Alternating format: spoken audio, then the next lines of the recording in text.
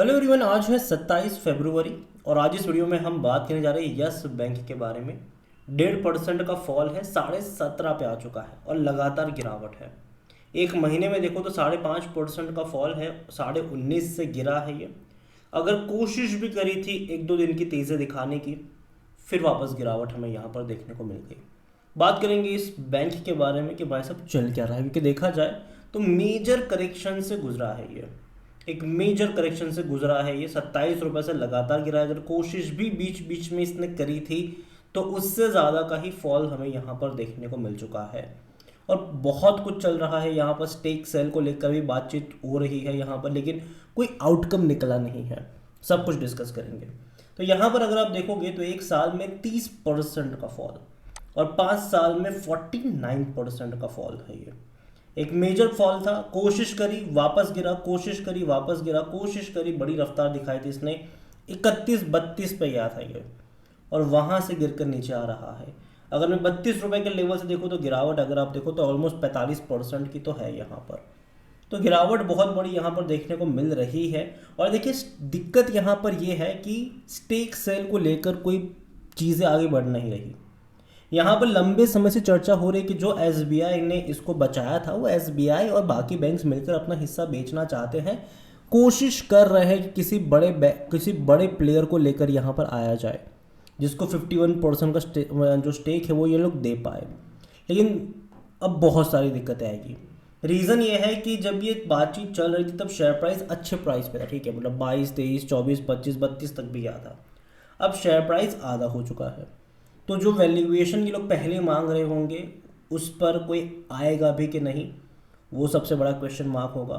दूसरा यहाँ पर कि भाई साहब सबको एक साथ लेकर आना पड़ेगा, वो बहुत बड़ा चैलेंज होगा। जैसे कि एसबीआई और बाकी बैंकों का मिलाकर देखोगे तो 50% नहीं है ये, मुश्किल से वो 34% के आसपास बनता है। तो बाकी के दो बड़े एफआईज हैं, उससे इनको ले मतलब शेयर लेने पड़ेंगे।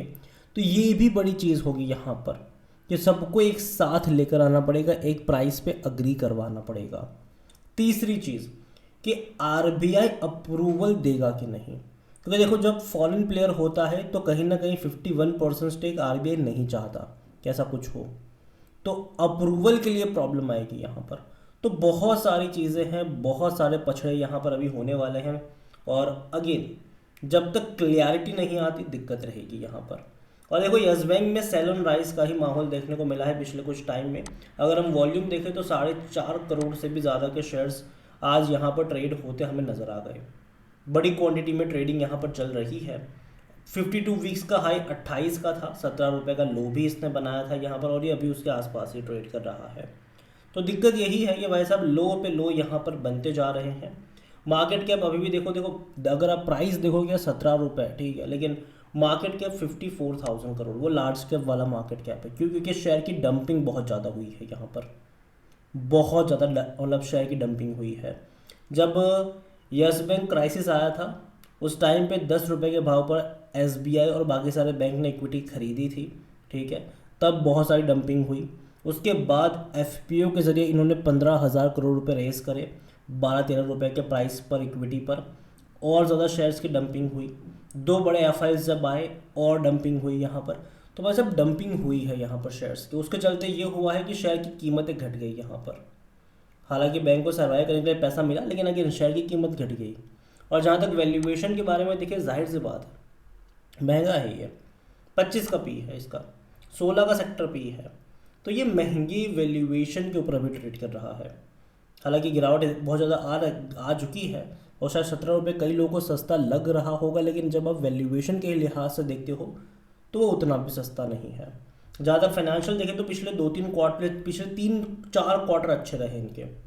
मार्च, जून, सितंबर और दिसंबर काफ़ी अच्छे रहे इनके, क्योंकि इनके प्रॉफिट्स में लगातार तेज़ी आई है। इससे पहले क्या था कि रेवेन्यू इनके इससे पहले के क्वार्टरों में भी बढ़ तो रहे थे, लेकिन प्रॉफिट उस तरीके से नहीं था। जैसे कि 350 करोड़ का प्रॉफिट था, फिर रेवेन्यू बढ़ गया, लेकिन प्रॉफिट घट के 228 पर, या मतलब 228 करोड़ ही रहा। अगेन इनका रेवेन्यू बढ़ा, प्रॉफिट थोड़ा बहुत बढ़ा, ठीक है, लेकिन जो असली तेज़ी हमें देखने को मिली वो मार्च, जून, सितंबर और दिसंबर में रही। लेकिन फिर भी शेयर प्राइस लगातार गिरा है यहाँ पर, क्योंकि चीज़ें अनसर्टन है यहाँ पर। क्योंकि देखो क्वांटिटी बहुत सारी बिकने के लिए आ सकती है फ्यूचर में, और ये बात हर कोई जानता है। और जब ऐसा होता है सेंटिमेंट के ऊपर बहुत सारी चीज़ें काम करती है। जहाँ तक शेयर होल्डिंग के बारे में बात करें, प्रमोटर की होल्डिंग यहाँ पर है ही नहीं। जो राणा कपूर फैमिली थी वो तो बेच बाज के निकल लिए यहाँ से। 0.74% की छोटी सी होल्डिंग म्यूचुअल फंड के पास है। डोमेस्टिक के पास 38.10% का स्टेक है डोमेस्टिक के पास। एफ आई 26.74% की होल्डिंग लेकर बैठे हैं। रिटेल की होल्डिंग 22.55% है, और जो अदर पार्टीज़ है वो 11.87% का स्टेक यहाँ पर लेकर बैठे हुए हैं। ओवरऑल देखो शेयर होल्डिंग पैटर्न उतनी बुरी नहीं है, लेकिन हाँ मैं ये ज़रूर कहूँगी कि यहाँ पर प्रॉब्लम जो है वो अलग ही है। स्टेक सेल को लेकर दिक्कत यहाँ पर आने वाली है आने वाले टाइम में, क्योंकि ऑलरेडी जिस प्राइस से पहले ये लोग सोच रहे होंगे स्टेक सेल करना, आज वैल्यूएशन उससे ज़्यादा गिर चुका है। पिछले कुछ टाइम से लगातार बाजार में गिरावट देखने को मिल रही है। एफ की जो कंटिन्यूस सेलिंग है वो कहीं ना कहीं भाई साहब लोगों का जो मनोबल है वो तोड़ रही है इंडियन बाज़ारों में। एफ की वापसी होना ज़रूरी है, और जब तक वो नहीं होता है भाई साहब दिक्कत रहेगी। अगर मार्केट ही नेगेटिव रहेगा तो मैं उम्मीद नहीं करता कि यस बैंक का शेयर आपको कोई पॉजिटिव मतलब रिटर्न यहाँ पर बना के दे दे। और अगर तेज़ी आती भी है यहाँ पर आएगी भी तो एक टेम्पररी तेज़ी होगी, बाद में फिर से गिरावट आपको देखने को मिल जाएगी, ऐसा मुझे लगता है। यहाँ पर मैं इतना ही कहूँगा कि एटलीस्ट इंतज़ार करिए तब तक जब तक बाज़ार में रिकवरी के साइन ना मिले। और दूसरा यस बैंक को लेकर तो मैं इतना ही कहूँगा कि भाई साहब दूर बैठो तमाशा देखो, क्योंकि यहाँ पर ना दिक्कतें कुछ और ही है।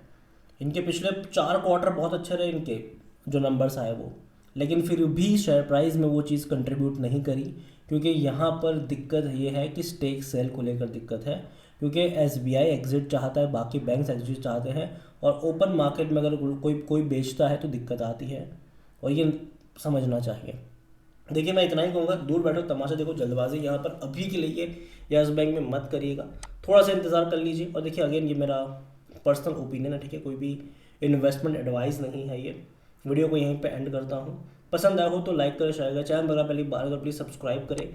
और यस बैंक के बारे में आप क्या सोचते हैं वो भी आप मुझे कमेंट में लिख के बता सकते हैं। और जहाँ तक मुझे लगता है कि 14 और 15 रुपये का जो लेवल है वहाँ पर आपकी नज़र होनी चाहिए। अगेन ये मेरा ओपिनियन है, ठीक है, बाकी मर्जी आपकी है। Thank you.